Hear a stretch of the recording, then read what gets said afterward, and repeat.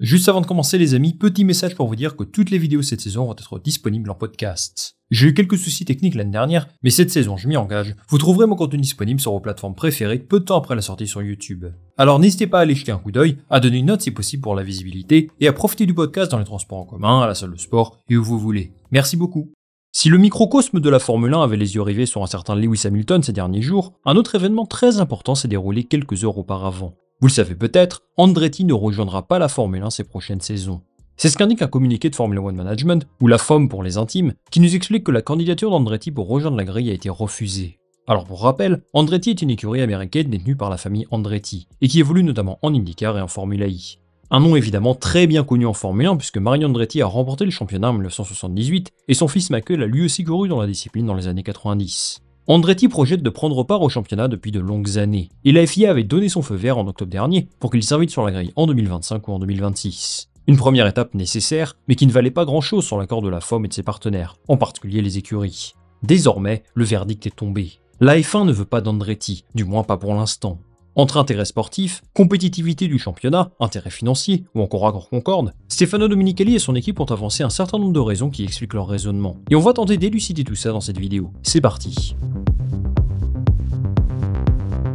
Commençons par les faits. Andretti souhaitait rejoindre la grille du championnat à partir de 2025 ou 2026, et ils ont validé tous les processus nécessaires pour le faire, à l'exception du dernier obstacle. Convaincre la Formule 1 de les laisser participer à la compétition. On ne va pas se le cacher, ça faisait un moment que ça sentait le roussi pour eux. Et l'instance dirigée par Stefano Domenicali a partagé un communiqué qui explique le pourquoi du comment. Je vous propose de lire quelques extraits ensemble. Ça va être un petit peu long, mais c'est vraiment nécessaire pour comprendre le contexte. Notre processus d'évaluation a établi que la présence d'une 11e équipe n'apporterait pas de valeur ajoutée au championnat. La façon la plus pertinente pour un nouvel entrant d'apporter de la valeur est d'être compétitif. Nous ne pensons pas que le candidat serait un participant compétitif. Bien que le nom Andretti soit reconnu par les fans de F1, nos recherches indiquent que la F1 apporterait plus de valeur à la marque Andretti plutôt que l'inverse. L'ajout d'une 11e équipe ferait peser une charge opérationnelle sur les promoteurs de course, entraînerait des coûts importants pour certains d'entre eux et réduirait l'espace technique, opérationnel et commercial des autres concurrents.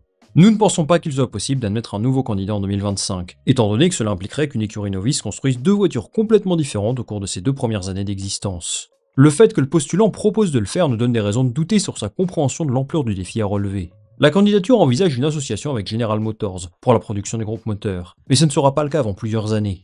Pour toute nouvelle équipe, contracter une obligation d'approvisionnement en groupe moteur serait préjudiciable au prestige et à l'image du championnat. Nous aurions un regard différent sur une candidature pour une entrée en 2028, avec un groupe moteur de General Motors, que ce soit en tant qu'écurie titre ou fournisseur moteur d'Andretti. En examinant l'intérêt supérieur du championnat, nous avons tenu compte de l'impact de l'arrivée d'une 11e équipe sur toutes les parties prenantes commerciales concernées. Alors il y a beaucoup de choses à débriefer là-dedans. On comprend que la FOM a pris cette décision en considérant des aspects financiers évidemment, mais aussi des aspects sportifs, et j'aimerais commencer par élaborer sur ce point-là. Je vais peut-être vous surprendre, mais je comprends certains arguments mis en avant par Stefano Domenicali et son équipe. Je vais sûrement me faire l'avocat du diable, mais leur argument en ce qui concerne une arrivée dès 2025 tient la route. En 2026, tout va changer. Les monoplaces n'auront plus rien à voir avec la génération précédente, et donc est-ce que c'est judicieux de consacrer autant de ressources avant une telle révolution?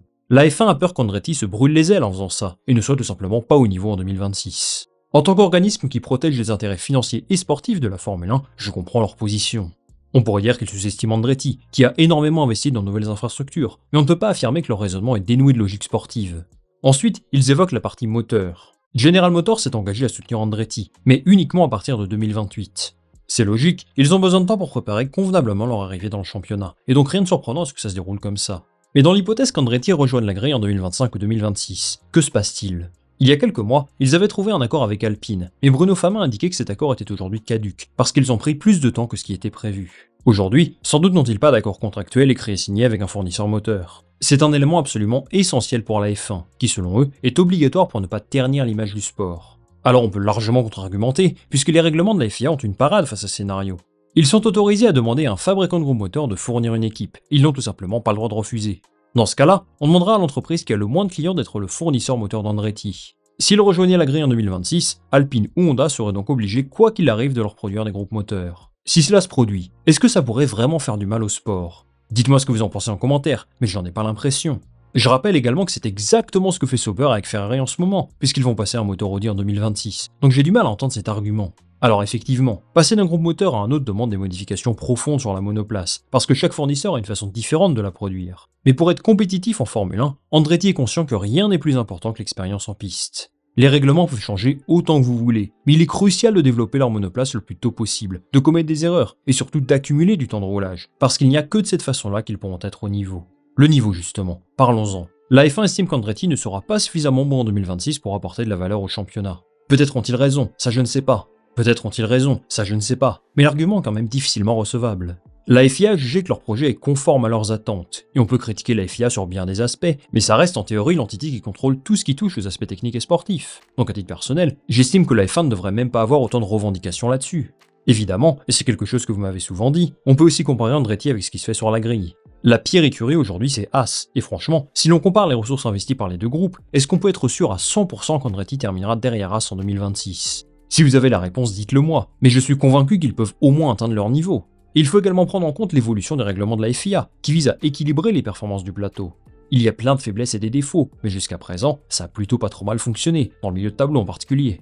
Ce qu'il faut comprendre les amis aujourd'hui, c'est que la raison du refus d'Andretti est avant tout économique. Je pense que vous l'aviez compris. Mais ce qui fait peur aux écuries et à Stefano Domenicali, c'est de couper la part des recettes en 11 plutôt que 10. Pour rappel, les accords Concorde régissent, entre autres, la répartition des revenus financiers entre la FIA, la FOM et les écuries. Les derniers accords ont été signés en 2020 et ils doivent être renouvelés à l'issue de la saison 2025 au plus tard. On peut s'attendre à ce que les revenus augmentent et introduire une nouvelle écurie sur la grille signifie partager l'argent avec quelqu'un de plus. Le raisonnement de la Formule 1 est simple. Les revenus apportés par Andretti doivent contrebalancer les pertes résultant du partage des gains entre 11 équipes au lieu de 10. Et dans l'état actuel des choses, la FOM estime que ce scénario n'est pas réaliste. Si General Motors faisait partie du projet d'entrée de jeu, eh bien ça changerait forcément la donne. D'où une porte ouverte à la fin de leur communiqué, qui m'apparaît aussi comme un message à peine caché. En gros, Andretti c'est bien, mais General Motors c'est mieux, ce qui n'est pas forcément très respectueux si vous voulez mon avis. Alors Andretti a répondu assez sèchement à la Formule 1.